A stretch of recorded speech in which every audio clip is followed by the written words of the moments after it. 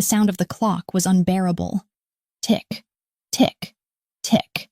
Each second sliced the air inside the doctor's office like a scalpel, precise, merciless, and deliberate. I couldn't stop staring at the second hand moving across the face of it, a small mechanical reminder that life kept going whether you were ready or not. The room smelled of antiseptic and quiet despair, the kind that clung to hospitals and news you didn't want to hear. Dr. Levin sat across from me, her expression carefully practiced, the one they probably taught in medical school for when you have to destroy someone gently. She spoke in a tone meant to soften the impact, as though the words wouldn't cut as deep if they arrived wrapped in empathy. "We've run every test, Elise. I wanted to be sure before we talked today." She paused, as though searching for mercy somewhere on her clipboard. "Your hormone levels show premature ovarian failure. I'm afraid natural conception won't be possible." The words landed like glass breaking inside my chest. Won't be possible. That phrase kept echoing, like a verdict.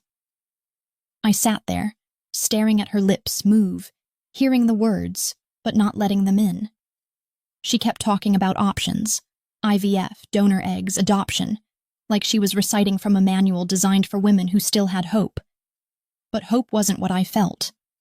It was loss, clean and surgical, slicing through the future I'd built in my head since childhood. The tiny shoes by the door, the sound of laughter echoing down a hallway that would never exist. "I'm sorry," she said softly. And that was the worst part, because she meant it. She reached across the desk, but I didn't take her hand. I couldn't. I nodded instead, because that's what strong women do when the floor disappears beneath them. I nodded, stood up, thanked her like she'd just given me a weather report, and walked out before my legs gave up. Outside, the sky was gray, the kind of color that looked like the world had stopped breathing. I got into my car and just sat there, staring at my reflection in the rearview mirror. My eyes looked hollow, rimmed red, the mascara smudged from the tears I hadn't realized had started falling. I wiped them away, angry at myself for caring, angry at the universe for thinking this was fair. I was 28 years old. I'd done everything right. I'd built a career, I'd kept myself healthy, I'd loved carefully, and somehow my body had still betrayed me. I thought of Daniel, my ex-fiancé, how he'd walked out 2 months ago after my first round of tests, saying he needed space to think. I laughed bitterly now. He'd been thinking about a life that didn't include me. He'd wanted a family, and I had become a dead end. I imagined him somewhere else, happy, with someone whose body worked the way mine didn't. By the time I realized I'd started driving, I was already halfway across the city, headlights reflecting off wet pavement. I didn't have a destination. I just needed the motion, something to keep me from falling apart. The rain started around dusk, soft at first, then harder, until the windshield blurred and the world turned into streaks of light and shadow. That's how I ended up in front of the Silver Room, a bar I'd never been inside before, the kind of place where people went to forget. I pushed the door open, and a wave of low jazz and whiskey-soaked air washed over me. It was dim inside, lit by amber lamps that made everything look softer than it was. I sat at the far end of the bar, ordered something I didn't even taste, and stared at the rows of bottles reflected in the mirror behind them. Each one glittered like 1,000 ways to escape yourself. My throat burned, but it was the kind of pain that felt good, controlled, predictable, unlike everything else in my life. That's when he sat down beside me. He didn't say anything, just the scrape of a chair, the scent of clean cologne and rain. I glanced at him once, meaning only to take a quick look, but something about him made me stop. He wasn't like anyone else in that bar. He carried stillness the way other men carried arrogance, the kind of stillness that comes from knowing no one in the room could touch you. Dark suit, white shirt, no tie, the top button undone just enough to look deliberate. His hair was black, slicked back with a kind of effortless precision that said he didn't need to try. He caught me looking, and for a second our eyes locked, his gray, storm-colored, unreadable. "Rough night?" he asked, his voice low, smooth with an accent I couldn't place but felt somewhere deep in my chest. I almost laughed. Something like that. He nodded once, took a slow sip of his drink. "You don't belong here." "Neither do you," I said before I could stop myself. The corner of his mouth lifted, not quite a smile. Maybe that's the point. For a moment we sat in silence. I should have turned away, should have walked out. But his voice, his presence, everything about him drew me in like gravity. "You ever drink to forget?" I asked quietly. His eyes shifted back to me. "No, I drink to remember who I am." "Who's that?" He tilted his glass, watching the liquid swirl. "A man who's forgotten what it means to feel anything real." Something in my chest twisted. "Maybe that's lucky," I said. "Feeling hurts." "Then maybe you're the unlucky one." I smiled, but it didn't reach my eyes. "Tonight I don't want to be anyone at all." He looked at me for a long time, as if weighing something, then set his glass down. "Then don't be," he said. "Not tonight." That's how it started. Two strangers sitting in the half-light, trying not to exist. We didn't talk much after that. We didn't need to. His hand brushed mine once when he paid the tab, and the shock of it went straight through me, alive and dangerous. The kind of touch that isn't an accident.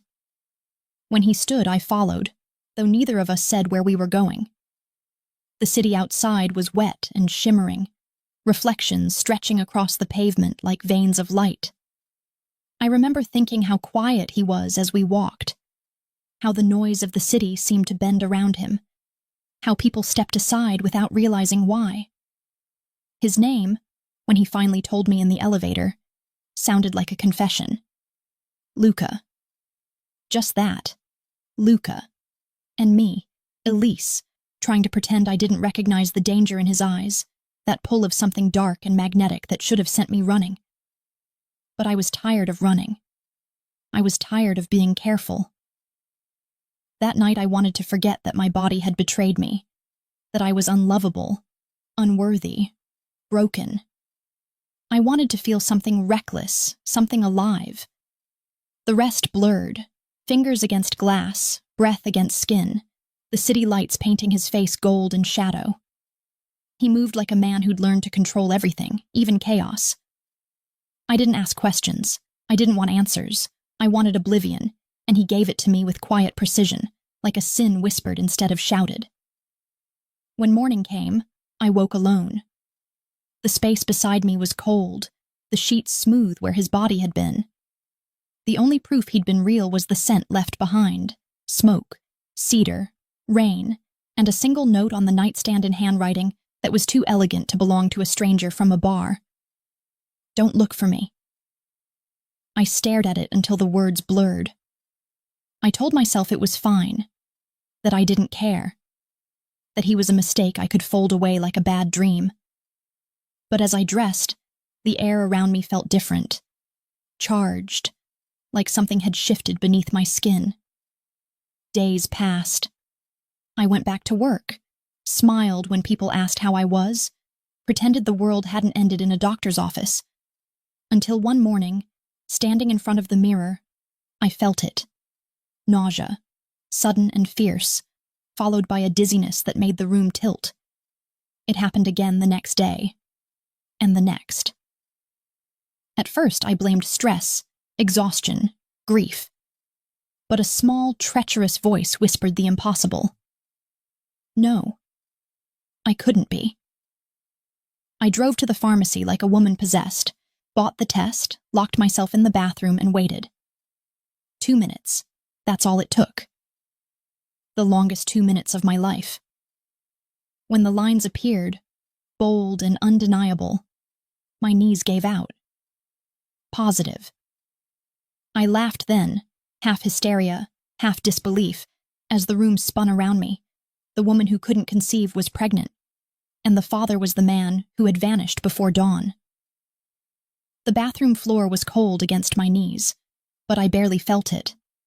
My hands shook so violently that the little stick clattered onto the tile, the two pink lines staring up at me like a verdict written by God himself. Positive.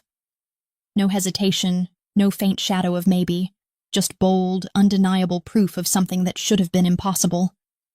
My throat burned as I laughed, because crying felt too dangerous. If I started, I wasn't sure I'd ever stop. The world didn't make sense anymore. I thought of Dr. Levin's soft voice, the sterile smell of her office, the pity in her eyes when she said failure. I thought of Daniel walking out, of all the things I'd told myself I would never have to feel again. And yet here it was.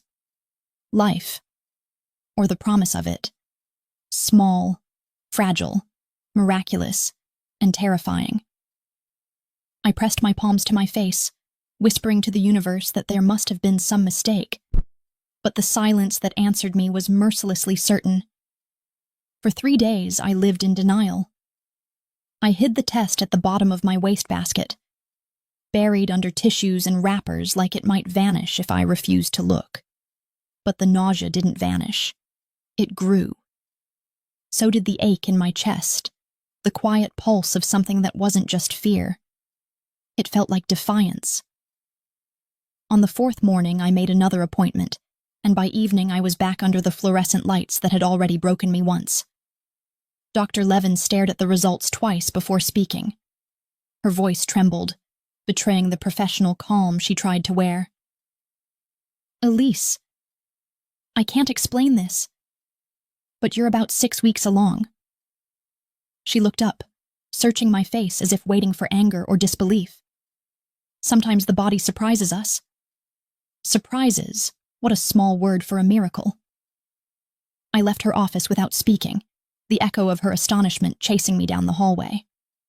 Outside, the city was humming with its usual indifference. People rushing, horns blaring, rain threatening again. I wrapped my coat tighter around me and realized I was trembling, not from cold but from the sheer weight of what this meant. Inside me, against every scientific certainty, something was growing. Someone. And then came the other realization, the one that hollowed me out and filled me with fire in the same breath. Luca. The man with eyes like winter storms and hands that made me forget who I was for one reckless night. The stranger who disappeared before the sun could touch him. He was the father. My mind tried to deny it, but my body already knew. He had branded himself into my memory in ways I couldn't erase. His voice, his steadiness, the darkness that both frightened and comforted me. It all came rushing back with cruel precision. For the next week, I haunted my own apartment. Sleep came in fragments. Food tasted like dust. Every sound outside made me jump. I told no one. How could I? Even the thought of explaining felt impossible. It wasn't just the pregnancy. It was him. Luca Moretti. The name still tasted dangerous on my tongue. He had said, "Don't look for me," and part of me knew why. He wasn't just any man. The way people had stepped aside for him that night. The whispered tension in the bar. The effortless command. He was someone powerful, someone untouchable. And yet he had touched me. I tried to convince myself to leave it alone, to raise this child quietly, to protect it from whatever shadow he carried. But curiosity is its own kind of hunger, and mine grew until it consumed every thought. One evening, I sat at my computer and typed his name. The search results exploded like sparks in the dark. Luca Moretti, CEO of Moretti Holdings. That was the first line. But the deeper I looked, the stranger it became. Whispers of connections, rumors of criminal networks, words like syndicate and enforcer buried between lines about legitimate business ventures. There were photographs, too. Grainy, taken at charity galas, political dinners. He never smiled in any of them. Always the same posture, the same stillness. A man who controlled everything except the truth behind his own eyes. I closed the laptop, heart pounding. What kind of world had I stepped into? What kind of father would this child have? That night I dreamed of him, his hand against my face, the city lights behind him like stars caught in glass. When I woke, I knew I couldn't hide anymore. Fear wasn't protection, it was a cage. If I wanted peace, I needed answers, even if they destroyed me. So I went back to the silver room. The bartender recognized me. He raised an eyebrow when I asked, "Do you know Luca Moretti?" His pause was too long, his eyes too careful. "I don't ask questions like that," he said finally, "but you're not the first to come looking for him." He slid a napkin across the counter, blank except for a single address scrawled in pencil. "Don't tell anyone I gave you this." The address led me downtown, to glass towers and private elevators, the kind of luxury that hums with quiet menace. I stood outside the entrance of Moretti Holdings, feeling absurd in my rain-spotted coat, my cheap umbrella, my shaking hands. The security guards looked carved from marble, their earpieces glinting. I almost turned back. Almost. But then the nausea came again. Sharp and relentless, a reminder of what was at stake. I pressed my hand to my stomach, took a breath, and walked inside. The lobby smelled of money, leather, polished stone, faint cologne. People moved with purpose, every step measured. When I told the receptionist I needed to see Mr. Moretti, she looked at me like I'd spoken a foreign language. "Do you have an appointment?" she asked, already certain I didn't. "I just need 5 minutes," I said. "It's personal." Her polite smile didn't reach her eyes. "I'm sorry, that's not possible." Something inside me snapped then, the same part that had carried me through sleepless nights. Heartbreak. Diagnosis. I leaned forward, voice trembling but unyielding. "Tell him it's about something he left behind." Maybe it was the phrasing, or maybe it was the sheer audacity in my tone. But the receptionist faltered. She made a call, whispered something, then looked up at me with disbelief. "He'll see you." The elevator ride felt endless. When the doors opened, the air changed. Quieter, colder. His office was vast, floor-to-ceiling windows overlooking the city, dark wood, and silence so deep it felt sacred. He stood by the window, back turned, hands clasped behind him. For a heartbeat, I forgot how to breathe. "Mr. Moretti," I said softly. He turned. The moment our eyes met, everything inside me splintered. He looked the same, impossibly composed, those same gray eyes that made you forget your name. For a moment there was recognition, then calculation, then something sharper. "Miss," he began, but stopped when he saw my face fully. "Elise." The sound of my name in his voice undid me. I stepped forward, words catching. "I need to talk to you." He studied me like he was dissecting a problem. "People usually don't come here uninvited. This isn't a usual conversation."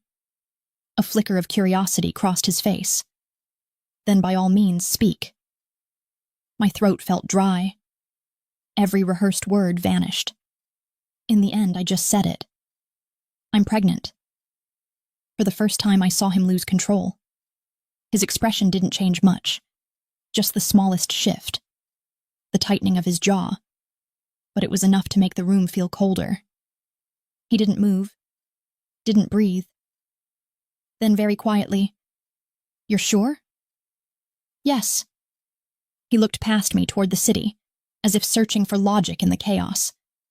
When he spoke again, his voice was measured steel. "Leave this building, Miss Hart, right now." "What?" I whispered. "Whatever this is, you don't want to be part of it." "I didn't choose this."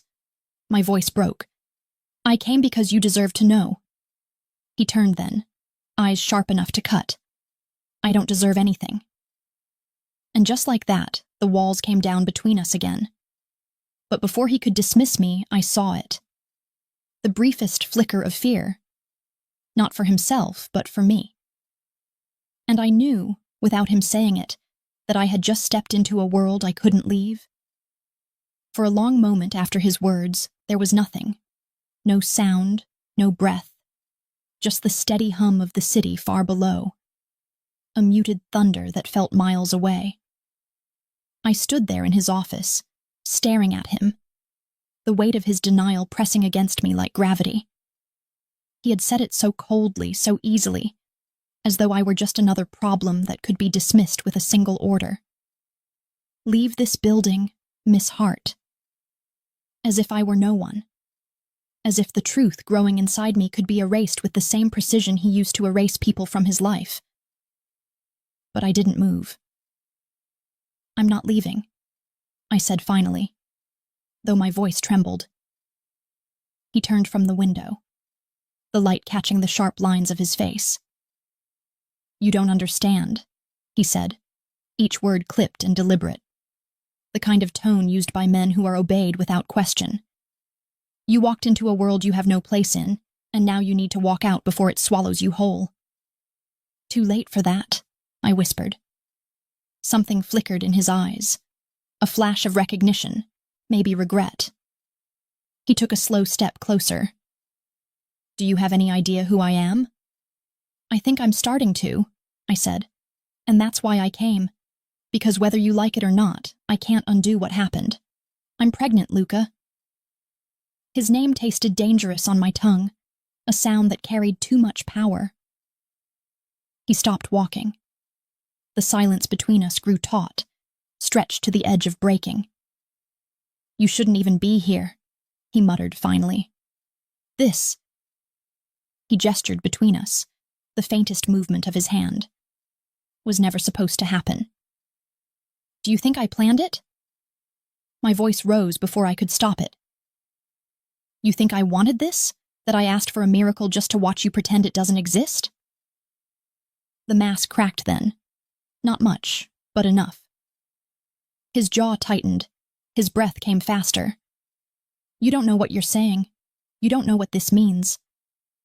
I know exactly what it means, I said, stepping toward him. It means you have a choice. You can pretend I never existed, or you can stop hiding behind that empty stare and act like the man you really are. He laughed once, low and humorless. You think you know what kind of man I am? You saw me for a few hours in a hotel room. You don't know anything about me, Elise. I know enough to be afraid, I said quietly, but I'm still here. He blinked, something shifting behind his expression. For the first time since I'd entered, the steel in his eyes softened, replaced by something like disbelief. You really don't scare easily, do you? Not anymore, I said. Fear doesn't work when you've already lost everything.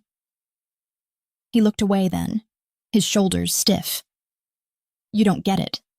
My world doesn't forgive weakness. And you... He trailed off, catching himself. And me? He didn't answer. He just turned back to the window, his reflection a silhouette of contradictions. Strength, guilt, danger. The kind of man who ruled through silence because silence was safer than confession. Finally he spoke, his voice low. If you stay, you'll destroy what little peace you have left. There are people who would use you to get to me. They'll hurt you just to make me bleed. Something in his tone told me it wasn't a threat. It was a memory. He wasn't warning me. He was remembering someone else who hadn't listened. Then protect me, I said. He turned so fast I flinched. You think it's that simple? Yes. He closed the distance between us in 2 strides. I could feel the heat of him, smell the faint mix of rain and smoke that had haunted me for weeks. You don't know what you're asking for, he said, his voice rough. Protection from me is the last thing you'll ever get. Then maybe I don't want protection, I said, forcing the words out even as my heart pounded. Maybe I just want the truth. His eyes locked onto mine, and for a moment the air between us felt charged, alive, like a storm building without wind. You wouldn't survive the truth, he said softly. Try me. He exhaled slowly, shaking his head. You're pregnant with a child whose father owns half this city and controls the other half with fear. There are men who would kill you just for saying my name out loud. That's the truth. I didn't flinch. Then let them try. He stared at me for so long I thought he might actually throw me out. Instead, he did something worse. He smiled. Not the kind that warms a room. No, this was the kind that chilled it. You're braver than I thought, he said. Or more foolish. Maybe both. He walked back to his desk, pressed a button on the phone. Adrian, he said, his tone suddenly that of a man used to giving orders that weren't questioned. I need a car sent to the south entrance. 2 guards. No one else. I frowned. What are you doing? He didn't answer immediately. When he finally looked at me again, his eyes had changed. No longer the storm, but something quieter, determined. You're coming with me, he said. What? Until I know who else knows about this, you don't leave my sight. Luca, that's not necessary. It is, he said sharply. If I let you walk out of here, you won't make it through the week. The certainty in his voice turned my blood cold. I wanted to argue, to tell him he was overreacting. But the look on his face stopped me. This wasn't arrogance. It was experience. He'd seen it before. People turned into leverage, lives used as bargaining chips. I was no longer just a woman with a secret. I was a liability. He rounded the desk, his presence filling the space like a shadow. You'll stay at my house tonight, he said. I have a home. Not anymore. It should have sounded cruel, but there was something else beneath it. An ache, a fracture in his control. I realized he wasn't just protecting me. He was terrified. The elevator ride down felt like falling. His guards waited by the car, tall, silent men whose eyes never stopped scanning the street. Luca opened the door himself, and when our hands brushed, a spark shot through me. The air inside the car smelled like leather and danger. As the city lights blurred past, I turned to him. Do you always make decisions for people without asking? He looked at me then, a faint smirk ghosting his lips. Only when their lives depend on it. And mine does?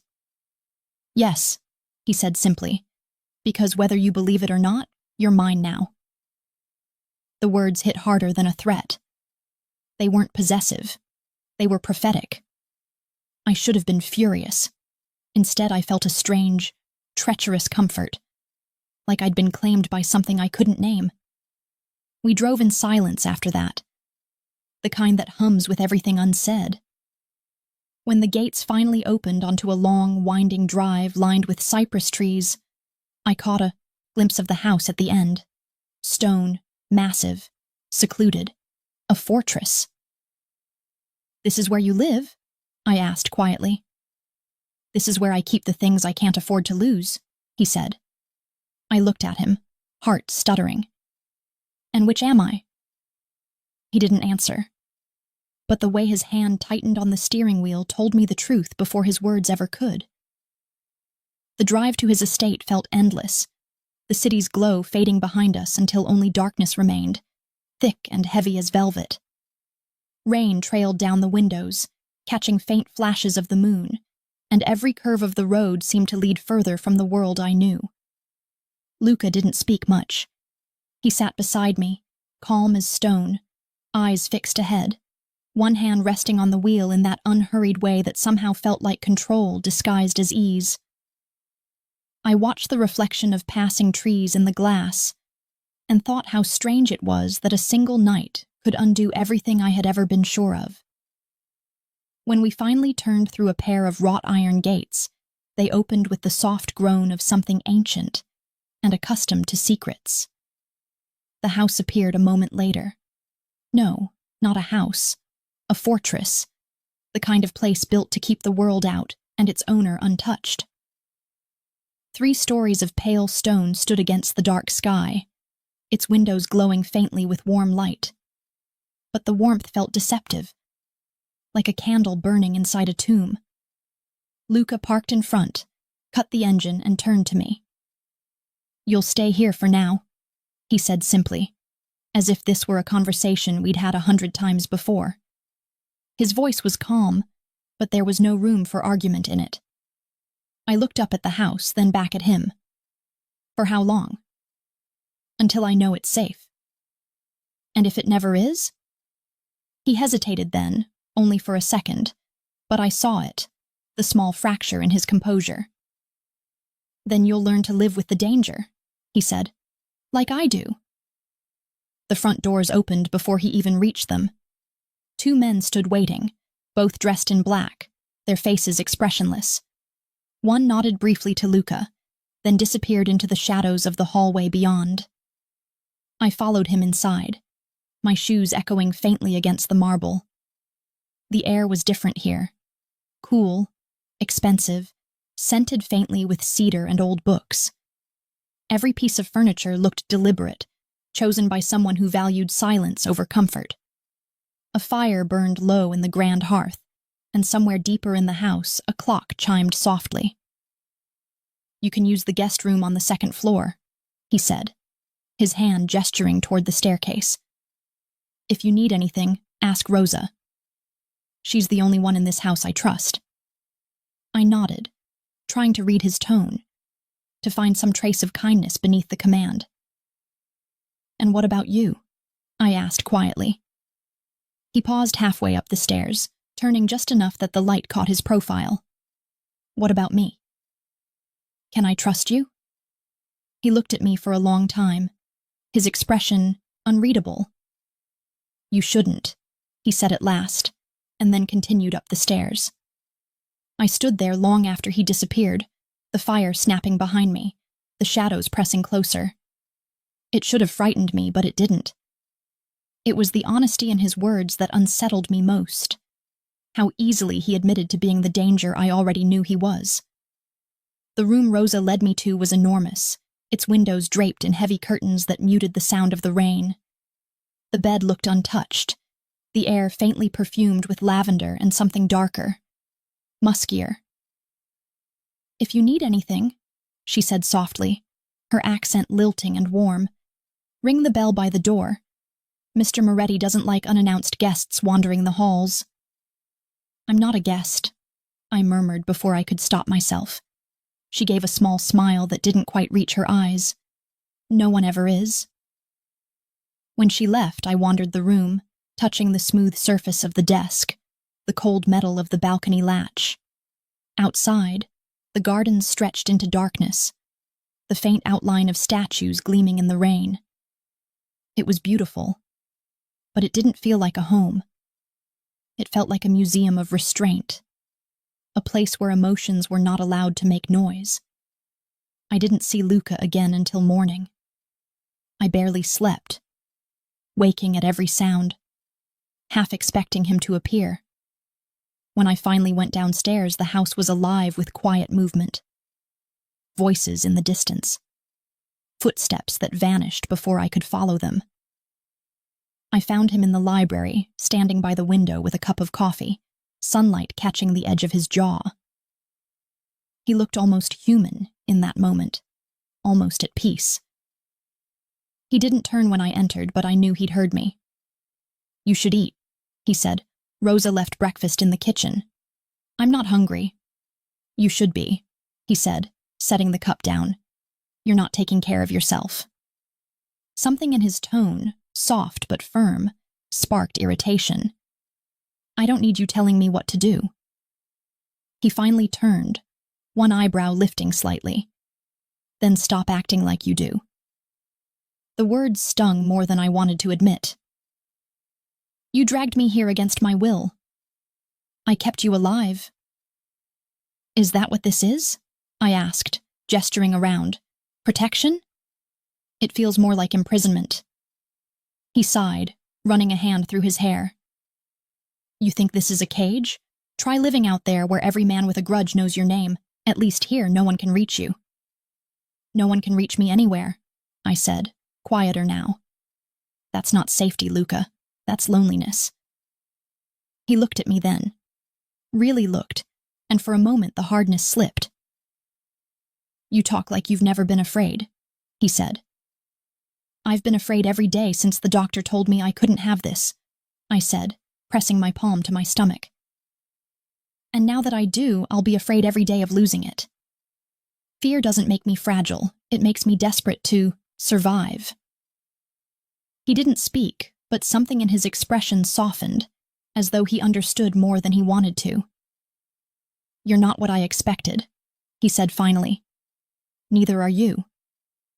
He smiled then, faint and brief, the kind of smile that looks like it hurts to make. "Eat," he said again, his voice gentler now. "You'll need your strength." And then he left the room before I could ask why. Days bled into each other after that. The house became a strange rhythm. Quiet mornings, whispered conversations, the distant hum of engines somewhere beyond the walls. Sometimes I caught glimpses of Luca in the hallways, his phone pressed to his ear, his jaw set in that way that meant something was wrong. Other times he disappeared for hours and I would find myself pacing the floor, wondering if he'd ever come back. I told myself I didn't care, but every time the front doors opened, my heart betrayed me. One night I found him in the garden. He stood under the cypress trees, cigarette glowing faintly in the dark. The moonlight softened the sharpness of him, turned him almost tender. I didn't mean to speak, but the words slipped out. "You never sleep, do you?" He turned, surprise flickering across his face. "Not if I can help it." "Afraid of dreams?" "Afraid of memory." I walked closer, the wet grass brushing my feet. "You think you can protect everyone by never closing your eyes?" He laughed softly, a sound more sorrow than humor. "It's worked so far." We stood there for a long time, neither moving, the air between us heavy with everything we didn't say. Finally, I whispered, "You can't keep me here forever." He exhaled smoke into the night. "No," he said, "but for now I have to." "Why?" His eyes met mine then, unguarded for the first time. "Because you don't understand what you mean to them, or to me." The words hung there, unspoken between fear and confession. I should have asked what he meant, but I didn't. Because deep down I already knew. And in that moment, standing in the darkness with him, I realized that my cage wasn't made of walls or locks, it was made of him. It began with a sound that did not belong in the quiet. I had grown used to the rhythm of this house, the low crackle of the fireplace, the whisper of rain against the windows, the muted echo of footsteps that always stopped before they reached my door. But that morning, there was something else, something sharp and metallic. The distant crash of glass shattering somewhere deep within the walls. The noise froze me mid-step. A heartbeat later, I heard voices, low, urgent, dangerous. I didn't think. I moved. Instinct carried me down the corridor toward the sound. The marble floor felt like ice beneath my bare feet, and every breath sounded too loud in my ears. I reached the landing just as two of Luca's men hurried past, their movements swift and deliberate, weapons drawn. One of them saw me and stopped. "Miss Hart, you need to go back to your room." "What's happening?" "Please," he said, his tone making it clear this wasn't a request. "Mr. Moretti's orders." Before I could answer, another voice cut through the hallway. "Stand down!" Luca appeared at the far end, coat unbuttoned, eyes darker than I'd ever seen them. The two men stepped aside immediately. He didn't look at them. His gaze locked on me. "Elise," he said quietly, "go upstairs. Now." Something in his voice made the rest of the world fall away. I obeyed, but only far enough that I could watch from the shadows of the stairwell. Two more men entered carrying a shattered box, its contents spilling across the floor. Photographs, I realized, glossy prints sliding through pools of rainwater. Even from where I stood, I could see what they were. Me, taken through windows, across streets, from impossible angles. Me walking in the garden, me sitting by the library window, me sleeping. Luca bent down, picked up one of the photographs, and stared at it for a long time. When he straightened, the air itself seemed to tighten around him. Where did this come from? One of the outer cameras caught movement by the east wall, one guard said. They must have breached the perimeter during the storm. Find them. His voice was low, calm, the kind of calm that hides violence beneath it. I want names by sundown. The guards vanished. For a moment, only the wind filled the silence, rattling the window panes. Luca stayed where he was, staring at the photographs scattered across the floor, as though trying to see through them. I stepped forward before I could stop myself. They were watching me, I said softly. He didn't turn. They were watching me. You were just the easiest way in. The words hit harder than I expected. So I'm bait now? He finally looked at me then, and the fury in his eyes wasn't directed at me, but at the world itself. Your leverage, he said. That's worse. I wanted to argue, to tell him he was wrong, but the tremor in his voice silenced me. He moved closer, each step measured, controlled. From now on, he said, you don't leave this room without me or one of my men. No walks, no gardens, no windows open. Do you understand? I hated the command in his tone, but I nodded. He reached out then, almost against his own will, fingers brushing my arm. The touch was fleeting, but it grounded me, tethered me to something real. I told you this world would find you, he said quietly. I just didn't think it would happen this soon. That night the house changed. The lights stayed on in the hallways, guards posted at every door. I could feel the tension humming through the walls like electricity. Even Rosa moved differently, her usual calm replaced by glances toward the windows. Luca disappeared into his office for hours, and when I passed by once, I heard the edge in his voice as he spoke on the phone. Italian.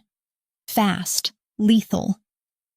I didn't need to understand the words to know someone was paying for what had happened. When he finally came to my room, it was nearly midnight. He looked exhausted, the lines of power on his face drawn tighter than ever. It's contained, he said, though I wasn't sure who he was trying to convince. He poured himself a drink and stared into it. They know about you. About the baby. My chest tightened. How? There are always leaks, he said bitterly. Money buys loyalty until someone offers more. But whoever sent those men knew exactly where to look. I swallowed hard. So what now? He set the glass down untouched. Now I make sure they never come near you again. There was something in his voice that frightened me more than the threat itself. A cold certainty. A promise of violence. Luca, I said, stepping closer. Don't do something you'll regret. He looked at me then, and I realized regret wasn't part of his vocabulary. In my world, he said softly, regret is what happens when you hesitate. He turned to leave, but I caught his hand. It was the first time I had touched him without fear. You can't fight everyone, I whispered. You can't save me by destroying yourself. He stared at our joined hands, and for the briefest moment, the hardness in him cracked. I don't know how to do anything else, he said, and then he was gone. The next days blurred into unease. Every noise outside made me flinch. Every shadow felt too deep. The guards spoke little, their eyes always scanning the horizon. Luca moved through the house like a ghost, appearing, disappearing, making calls that ended in slammed phones and muttered curses. But beneath the fury, I could see the fear he tried so hard to hide. Not for himself. For me. One evening, Rosa brought me tea and whispered, "He hasn't slept in 2 days." I found him later in the library, the same place he always retreated to when he wanted to be alone. The firelight painted his face in shades of gold and shadow. He looked up when I entered but didn't speak. I sat across from him, the silence thick but not uncomfortable. Finally, I said, "You can't keep doing this." He gave a small, humorless smile. "You sound like someone who doesn't understand what it means to keep a promise. And you sound like someone who doesn't know when to stop bleeding for people who never asked you to." He leaned back, eyes narrowing. "You think I'm doing this for myself? I think you're doing it because you don't know how to care any other way." The words landed between us like sparks. For a heartbeat, neither of us moved. Then he rose, came around the desk, and stopped in front of me. He didn't touch me, but the closeness was dizzying. "You don't understand," he said, quietly. "Every man who's ever stood where I stand has paid for love with blood. I won't let that be you." My pulse raced, but I didn't back away. "Maybe you don't get to choose that." He inhaled sharply, and for the first time I saw something like surrender in his eyes. "Then God help us both," he whispered. Later that night, I woke to the sound of engines outside. Lights swept across the windows, voices shouting orders. I ran to the balcony just in time to see Luca below, barking commands, his men scattering like shadows. Someone had breached the gates again. Gunfire cracked in the distance. Brief, sharp, final. And then silence.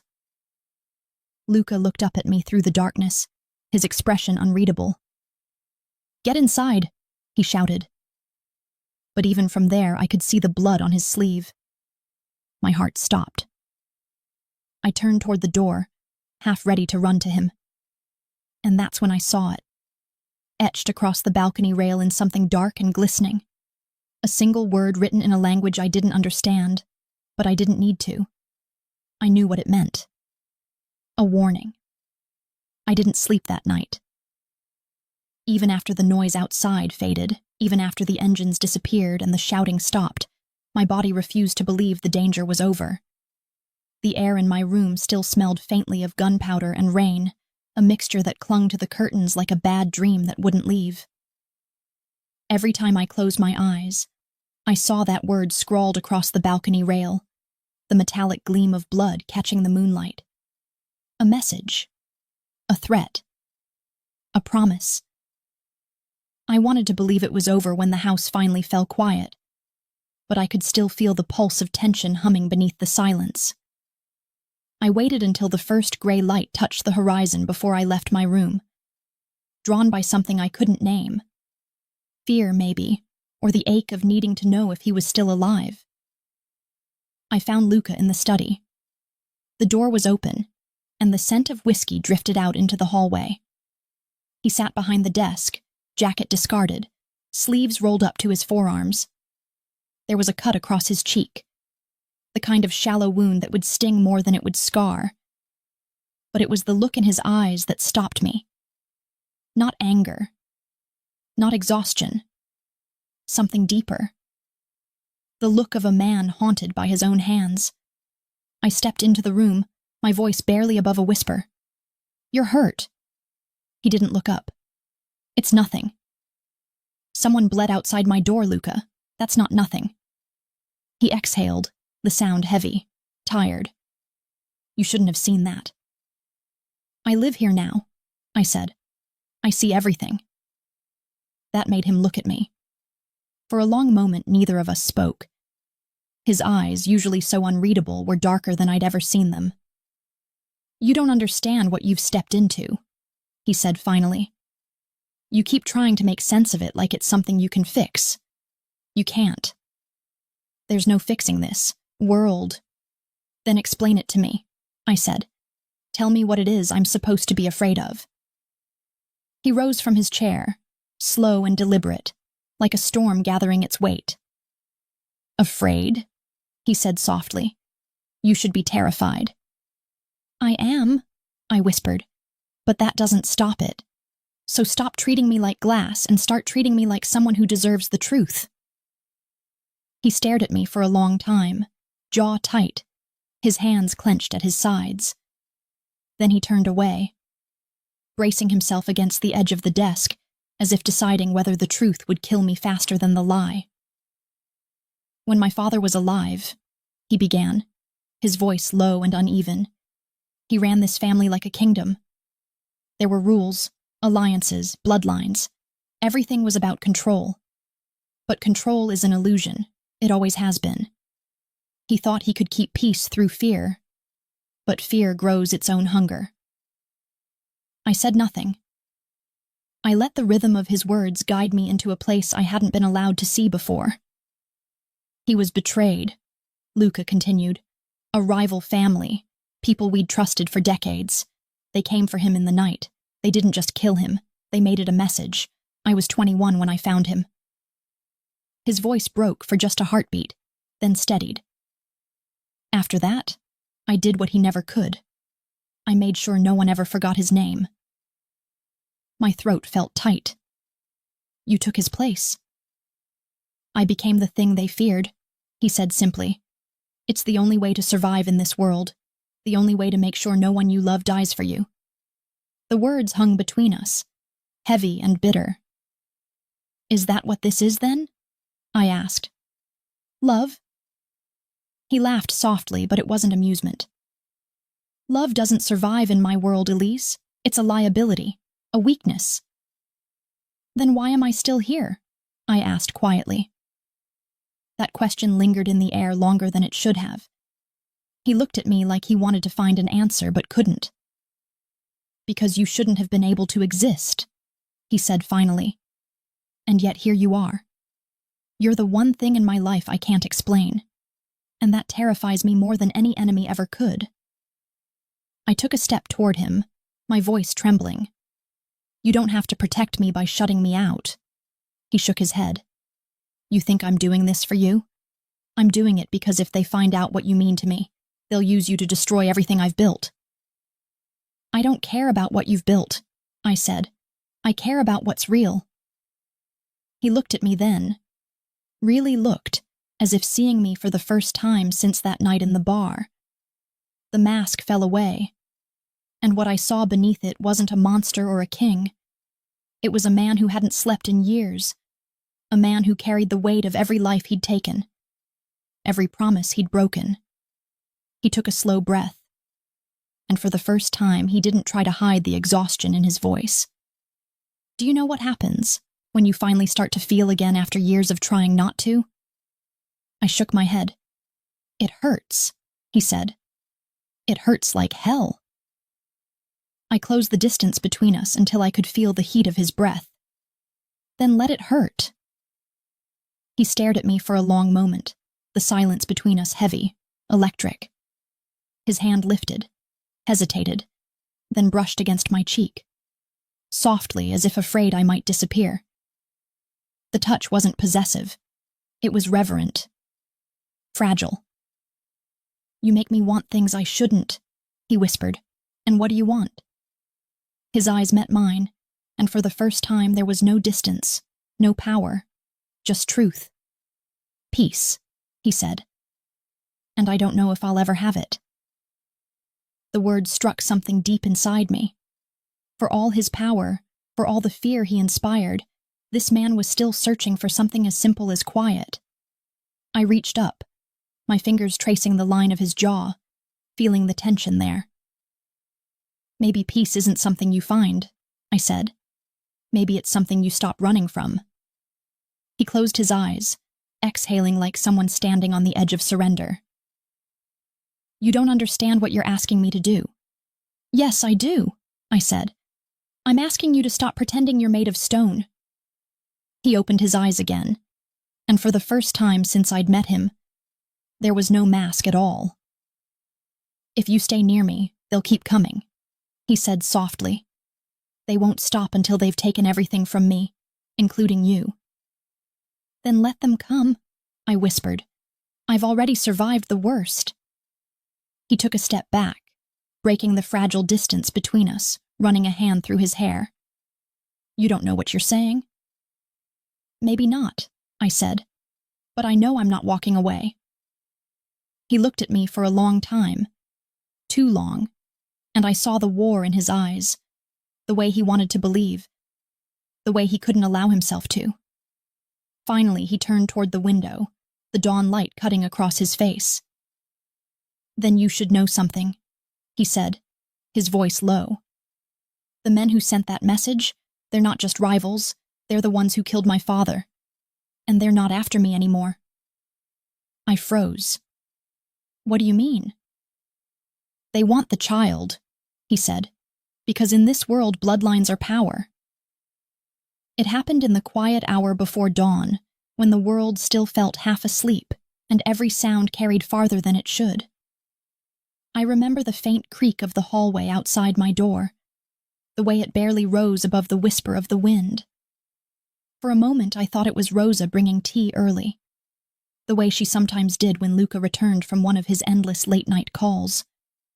But then the floorboards groaned again, heavier this time, slower, deliberate. And something deep inside me knew that whatever waited beyond that door was not Rosa, and it was not safety. The handle turned. My breath caught. I moved before I could think, sliding off the bed and pressing myself against the wall behind the dresser, the way a child hides from thunder. The door opened soundlessly, and moonlight spilled across the carpet in a thin silver line that caught on boots, on a shadow that didn't belong here. 2 of them. I saw the glint of metal first, the shape of a gun, the faint scent of smoke and rain still clinging to their coats. "Take her quietly," one of them murmured in Italian, his voice a rasp that made my stomach twist. I didn't understand all the words, but I understood enough. I ran. Not because I believed I could escape. Some part of me knew they'd planned too carefully for that. But because the instinct to run lives somewhere older than reason. The hallway was darker than I expected, my bare feet sliding across polished floors, my pulse thundering so loud I could barely hear anything else. I made it halfway to the stairs before a hand caught my wrist, rough and cold, jerking me back. I kicked, clawed, screamed his name, "Luca," but the sound died against the man's gloved palm. A cloth pressed over my face, sharp and chemical. For a moment the world tilted, the edges melting like wax in heat. The last thing I remember before darkness took me was the echo of footsteps pounding somewhere distant. His footsteps. And the sound of his voice roaring my name like it was the only word he'd ever learned to speak. When I woke, the air was different. Heavy, still. My head throbbed, every heartbeat a hammer behind my eyes. I was sitting in a chair, wrists bound, the faint rustle of rope scraping skin each time I moved. A single bulb swung overhead, its light flickering in slow, hypnotic patterns that made the shadows crawl across the walls. The room smelled of rust and salt, and something older. The unmistakable dampness of an abandoned place. Water dripped somewhere behind me, slow and steady. A clock without hands. I tried to speak, but my throat was raw, my tongue thick from the drug. For a while there was only the sound of my breathing, too loud in the small room. Then a voice, low, unfamiliar, broke through. "You're awake." He stepped from the shadows, a man in a dark coat, his features half hidden by the swinging light. He wasn't young, though not old either, his face marked by the kind of scars that come from earning fear the hard way. I was beginning to think Moretti's woman was made of stone. "I'm not his anything," I managed, though my voice trembled. He smiled, slow and cold. "No? Then why did he burn 2 of my warehouses to the ground last night looking for you?" The words hit like a physical blow. I looked down, unable to hide the shiver that ran through me. He stepped closer, circling me the way a predator circles prey not yet ready to be killed. "You see, Elise, your name has become a very expensive word in this city. Do you have any idea what it's worth to know that the untouchable Luca Moretti finally has something he can't afford to lose?" I tried to keep my voice steady. "You think he'll pay for me?" He laughed softly. "Oh, he'll pay. In blood." He turned away, lighting a cigarette with hands that didn't shake. "Until then, You'll stay here. Comfortable enough to live, not enough to forget who put you here. When he comes, and he will, I'll let him watch before I take everything from him, the way he took everything from me. I didn't ask what that meant. I didn't need to. His hatred filled the room like smoke, choking, invisible everywhere. When he left, the door locked behind him with a sound that felt final. I sat there in the half-light, the ropes biting deeper into my wrists, the taste of fear metallic on my tongue. For the first time, I understood what Luca had meant when he said love in his world was a weapon. They weren't after me because of who I was. They were after him through the piece of his soul he'd failed to keep hidden. Hours passed, maybe longer. I measured time by the dripping water, by the ache in my shoulders, by the fading light. At some point, I began to whisper to the air, not sure if I was praying or begging. "Please find me," I said. "Please." Somewhere, impossibly far away, I imagined him moving through the city like a storm. Cold, relentless, unstoppable. I could almost hear his voice, low and furious, ordering men into the streets, tearing the night apart to find me. I closed my eyes and clung to that sound even though it wasn't real. The next time the door opened, it wasn't the scarred man who entered. It was someone else, smaller, younger, a boy, maybe 17, eyes too kind for this place. He held a glass of water. "You should drink," he said quietly. "I wasn't supposed to bring it, but you look like you might faint." "Who are you?" I whispered. "No one," he said, and for a moment his voice cracked. My mother used to work for him, before Moretti took the docks. I owe him, but not like this." He untied the ropes at my wrists, just enough to let blood return to my hands, and pressed the glass into them. "Don't try to run," he said. "They'll kill you before you reach the door." "Then why help me?" He looked at me, something breaking behind his eyes. "Because when he comes for you, I don't want to be standing between him and anyone else." Then he was gone, leaving me with shaking hands and a plan that wasn't really a plan at all. Just hope, thin and fragile as glass. I don't know how much time passed before I heard it. The distant thunder that wasn't thunder at all. Engines, many of them. Then shouting, gunfire, the kind that rips through silence like a scream. The bulb overhead swung wildly, light flashing across walls now alive with motion. I tried to stand, stumbled, forced myself toward the door still half bound. It burst, open before I reached it. Luca filled the doorway. Not the composed man in the tailored suit I'd met in that bar, but something rawer, darker, stripped of civility. His shirt was torn, streaked with blood, his eyes blazing with the kind of fury that doesn't leave survivors. For a heartbeat, neither of us moved. Then he was there, his hands on my face, his voice a rasp against my ear. "Are you hurt?" I shook my head, though tears blurred everything. "You shouldn't have come." He laughed, harsh and breathless. "I told you I don't know how to do anything else."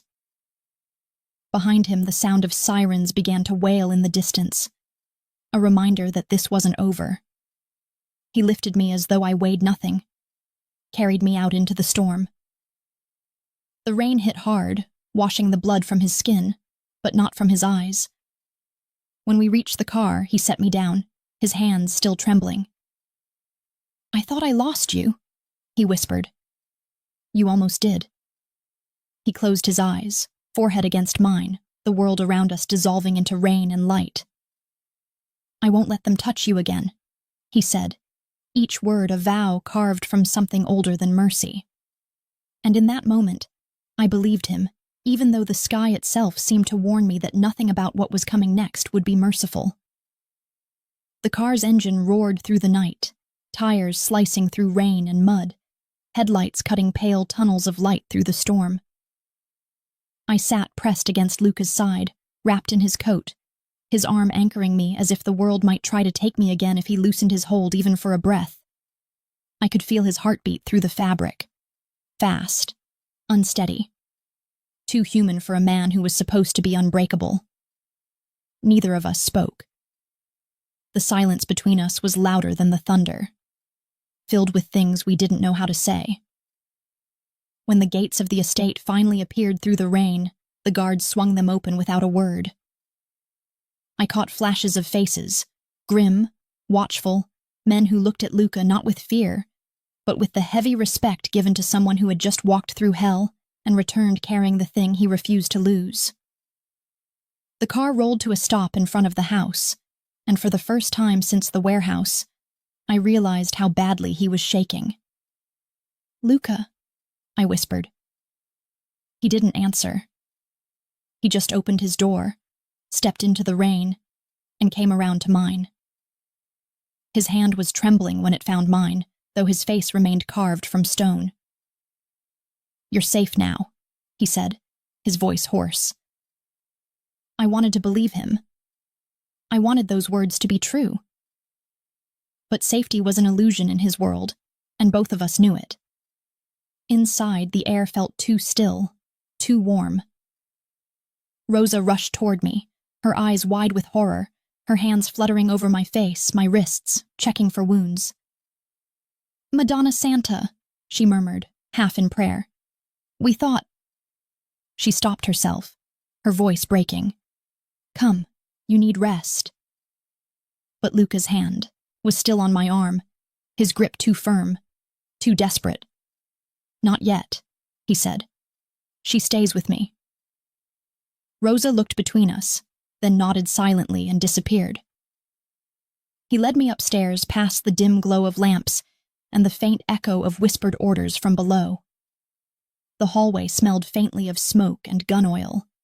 His world had a scent now, and it was everywhere. When we reached his room, he finally let go of my hand, closing the door behind us with a quiet click. For a moment, neither of us moved. The rain battered the windows, relentless. He leaned against the wall, breathing hard, one hand pressed against his ribs. That's when I saw it, the dark stain spreading across his shirt.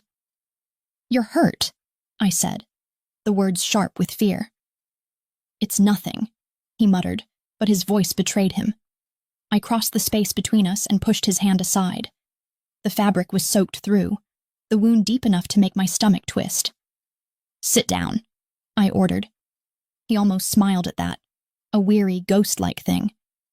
"You think you can command me?" "Yes," I said, pulling him toward the edge of the bed. "Right now I can." He didn't argue. For once, the man who ruled empires simply obeyed. I tore the fabric open with shaking fingers, revealing the wound, a bullet graze, angry and red, the kind that would scar but not kill. I pressed a towel against it, my hands slick with his blood, and felt his muscles tighten beneath my touch. "You shouldn't have come for me," I whispered, not because I meant it, but because the truth of what he'd done terrified me. He looked at me, his eyes heavy with exhaustion and something deeper, something like devotion. "There's not a place on this earth they could have hidden you where I wouldn't have found you," he said softly. "I would have burned the world down to get you back." My throat tightened. "And what's left of you when there's nothing left to burn?"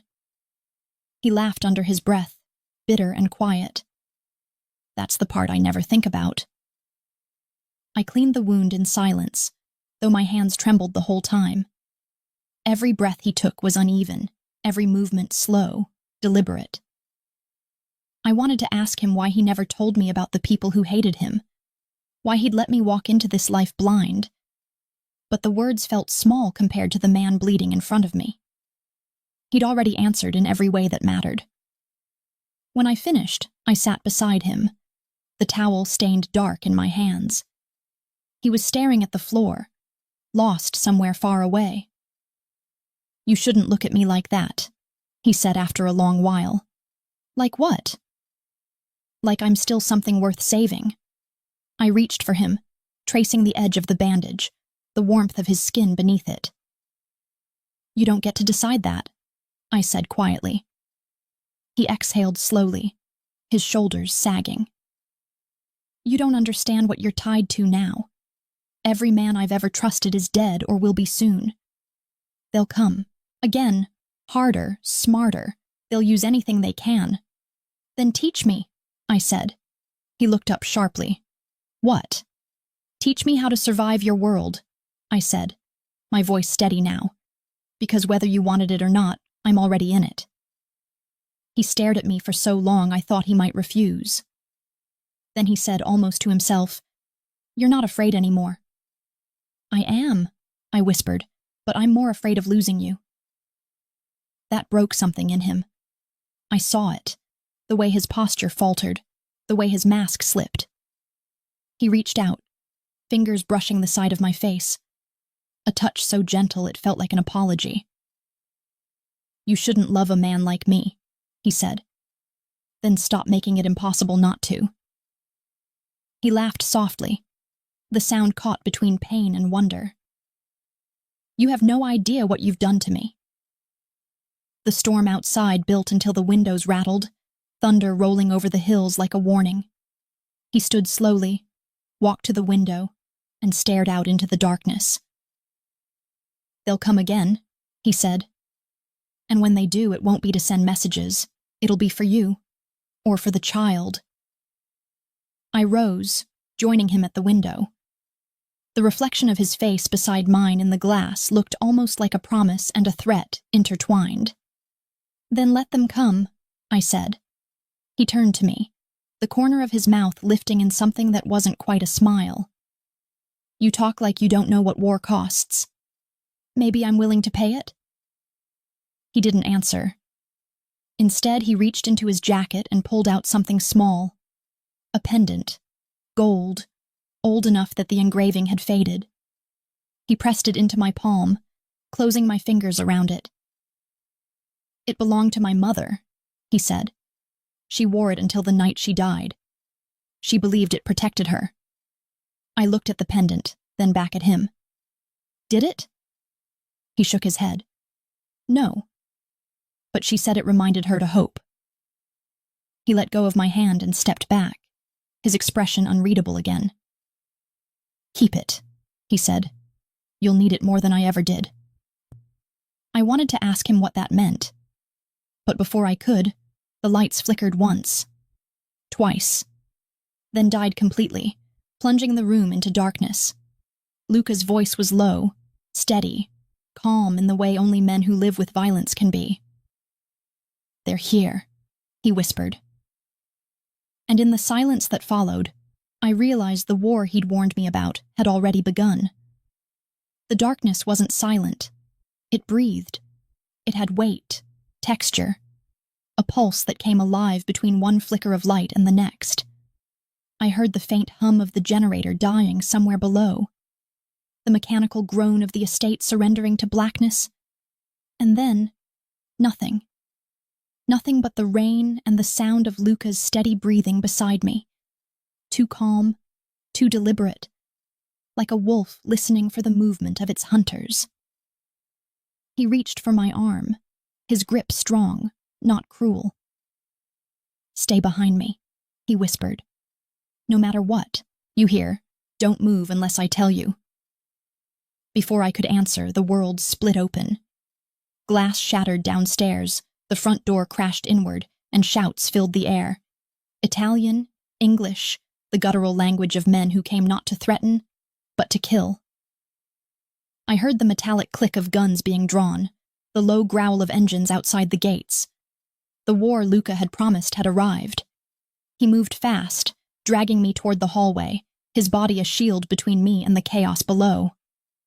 Rosa! He shouted, his voice a blade slicing through the noise. Get her out! A door burst open ahead of us, and Rosa appeared, pale but composed, holding a small pistol I hadn't known she owned. This way, she said, motioning toward a narrow passage behind the bookshelf at the end of the hall. The wall panel slid aside with a groan, revealing a staircase that disappeared into darkness. Go, Luca ordered. I'm not leaving you, I said, but he pushed me toward Rosa. You'll slow me down. Go. Something in his eyes stopped me from arguing. the same quiet fury I'd seen the night he'd come for me. The kind that left no space for words. I turned, half stumbling as Rosa pulled me through the opening, the panel sliding shut behind us just as gunfire tore through the walls above. The stairwell was narrow and steep, the air damp and cold. I gripped the railing to steady myself, every echo of footsteps above reminding me how close death could sound. "Where does this lead?" I whispered. Rosa didn't answer until we reached the bottom, her breath sharp in the silence. "The wine cellars. There's a tunnel that leads out to the North Woods. He built it years ago in case—" She stopped, her voice trembling. "In case something like this ever happened." The tunnels smelled of earth and stone, of old oak and forgotten secrets. I tried not to think about what was happening above us. The crack of gunfire, the shouted orders, the unmistakable thunder of rage that belonged to Luca when someone dared touch what was his. I could almost feel him up there, moving like a storm through the halls, ruthless and relentless, every step a vow to end whoever had come for us. We had almost reached the end of the tunnel when Rosa stopped suddenly. Her head tilted. "Do you hear that?" At first I thought it was just the wind. Then I heard it too. A soft echo of footsteps behind us, too light to be Luca's, too careful to be friendly. Rosa lifted her gun, her hands steady, and motioned for me to stay back. But the shot came before she could aim, a flash of light and sound that ripped through the dark. She crumpled without a sound. I didn't even have time to scream. The man stepped forward, his face lit faintly by the reflection of his gun. A face I recognized even before my mind caught up with memory. The scarred man from the warehouse, the one who had taken me. "Running again, little bird?" he said, his voice almost gentle. "You really should have learned by now. He can't protect you forever." My heart felt like it was trying to escape my chest. "You won't win," I said, though the words felt small in the dark. He smiled. "Oh, I already have. You're the wound that bleeds him dry." He raised the gun. I didn't think. I moved. I lunged toward Rosa's body, my hand closing around her pistol. The shot that followed was instinct, wild and desperate. The sound was deafening, the recoil jarring. The man staggered back, surprise flashing across his face, and fell. For a heartbeat, the silence afterward felt heavier than the noise that had filled it. I dropped the gun, my hands shaking, my body numb. I'd killed him. Or maybe just stopped him. But there was no time to think. Footsteps echoed again, louder this time, familiar.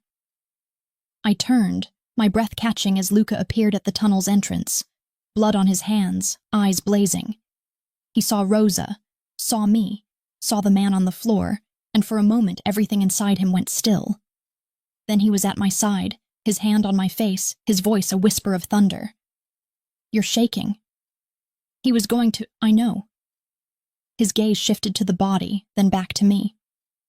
"You did what you had to." I shook my head. "I didn't think, That's what surviving looks like," he said quietly. "Don't ever apologize for it."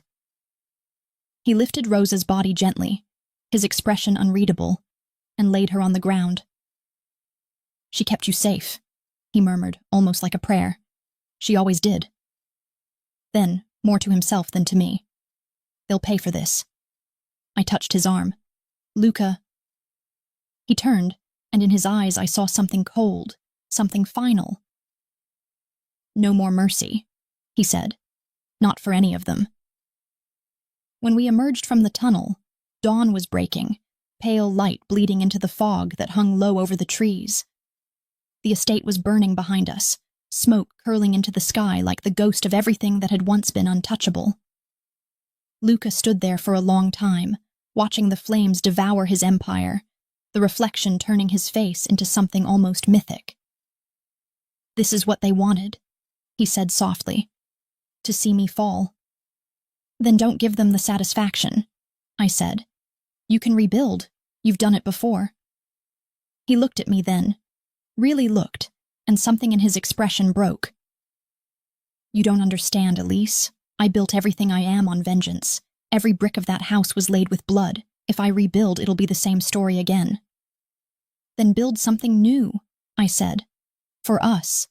For the child. For a moment, the world held its breath.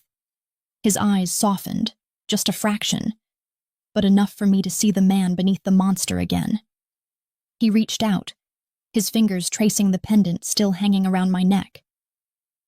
You really think there's a way out of this? I think there has to be, I said. He smiled then, but it wasn't joy. It was defiance. Then we'll find it, he said. But first, I have to finish this. I frowned. Finish what? He turned toward the burning estate, the light from the flames dancing in his eyes. The blood debt, the one my father died for, the one they tried to collect through you. Luca. He looked back, and for the first time I saw peace in his face. Not because he was free, but because he'd finally accepted that freedom wasn't part of his fate. I made a promise to him, he said. And to you. One last war, and then it's over. The wind shifted, carrying the scent of smoke and rain. Somewhere behind us, sirens wailed in the distance, growing louder. Luca took my hand, pressed it against his chest, against the place where his heartbeat thundered like a war drum. If I don't come back, don't say that, I whispered. He smiled faintly. Then promise me you'll live. Promise me you'll tell him, our son, that I tried. Before I could answer, he was gone, disappearing into the smoke like a ghost returning to the fire that made him. I stood there, the pendant warm in my hand, the sky turning gold above the ruins, and for the first time I realized the story wasn't about who would survive. It was about who could bear the cost. There are sounds that never truly leave you, no matter how many mornings rise to cover them. The sound of rain on glass after a night of gunfire. The echo of footsteps fading down a corridor you'll never walk again. The silence that follows when someone you love disappears into it.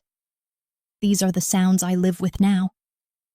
They haunt the spaces between my breaths, turning the ordinary into memory, and the memory into ghosts. The estate was ash by sunrise. Flames had swallowed every piece of Luca's empire. The marble halls, the velvet curtains, the portrait of his father that had watched over the house like an unblinking god. The fire had not asked for permission. It had simply taken what was already half destroyed. I stood among the ruins for hours, numb, wrapped in one of Rosa's old shawls, my hands trembling around the pendant he'd given me. I think I expected to see him walk out of the smoke, bloodied but alive. That slow half-smile on his lips that always looked like defiance pretending to be calm. But the only thing that came out of that fire was silence. For 3 days, the city whispered. There were stories in every corner. Some said Luca Moretti was dead, shot through the heart before the house fell. Others swore he'd escaped, vanished into the night with nothing but his gun and his grief. I didn't know which to believe, and that uncertainty was its own kind of torture, like living in a world suspended between two truths, one too cruel, the other too kind to be real. Rosa was gone. Most of the men had fled. The empire he'd built on loyalty and fear had crumbled into smoke and ash. But the child inside me was still there, still small, still alive, reminding me with every breath that life doesn't wait for permission to continue. I spent those first weeks hiding in the small farmhouse on the outskirts of the city, where Rosa once sent food to the workers. The room smelled of rosemary and old wood, and though the wind howled through the cracks, I was safe. For the first time in months, there were no guards, no guns, no voices outside my door. Only the echo of the man who had promised to protect me, and the memory of his hand pressed over mine as he whispered the last words I ever heard him speak. Promise me you'll live. It was strange, how life continued to happen even when your heart refused to follow. The days bled together in slow, quiet rhythms. the sun rising over the fields, the kettle whistling, the faint kick beneath my ribs that reminded me of everything I'd lost and everything I hadn't yet found. I learned to speak to the child inside me, not because I expected an answer, but because silence was unbearable. I told him stories about his father, not the man the world feared, but the one who sat beside me by the fire and pretended not to smile when I teased him, the one who looked at me like he was memorizing the shape of peace. Sometimes at night, when the wind carried the city's distant hum, I imagined him out there still, Luca, alive, watching from some shadow, keeping his promise from afar. I told myself he couldn't die, not truly. Men like him didn't belong to the earth. They belonged to the myths whispered in alleyways, the kind that never end, only disappear. Winter came early that year. I remember the first snow falling across the fields, soft and soundless, blanketing everything in a fragile kind of purity that didn't belong to the world I had known. I was sitting by the window when I saw it, a shape at the edge of the woods, dark against the white. For a moment, my heart stopped. The silhouette didn't move, didn't speak. Then it lifted a hand, slow, uncertain, like someone remembering how to reach for something they'd once believed was gone. I was outside before I realized what I was doing, the cold biting at my skin, my breath breaking into clouds of frost. "Luca!" I called, though my voice cracked on the name. The figure stepped forward. For a heartbeat, the world held itself still. He was thinner, his coat torn, his face marked by the kind of exhaustion that only comes from clawing your way back from death. But it was him. Alive. Real. The impossible turned flesh. I ran to him, the snow crunching underfoot, the wind howling between us. When I reached him, I didn't stop to think.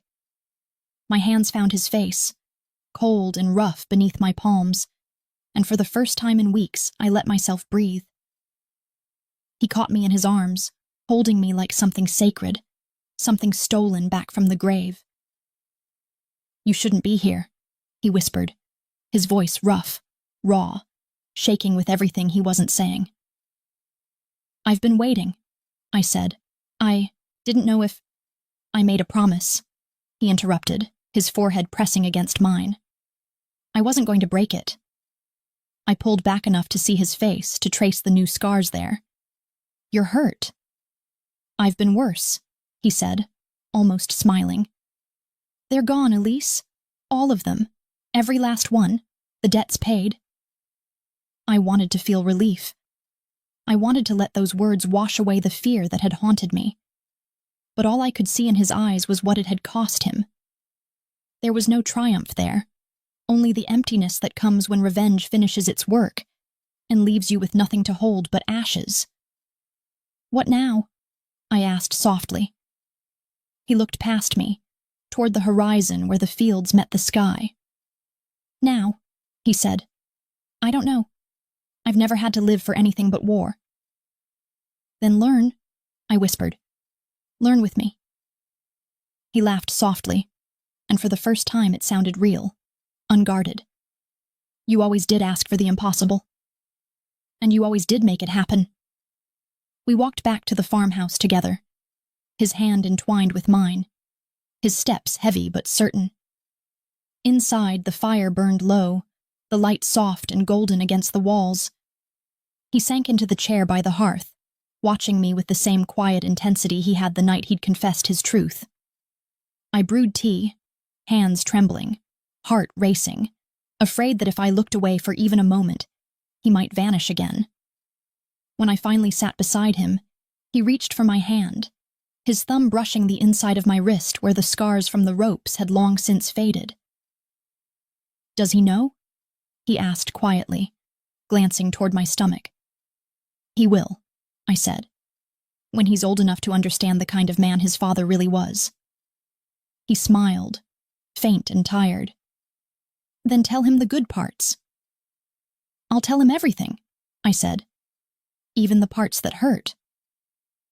We sat there in silence, watching the fire eat slowly through the wood. The world outside was still broken, still dangerous, still painted in shades of gray. But for the first time, I felt something close to peace.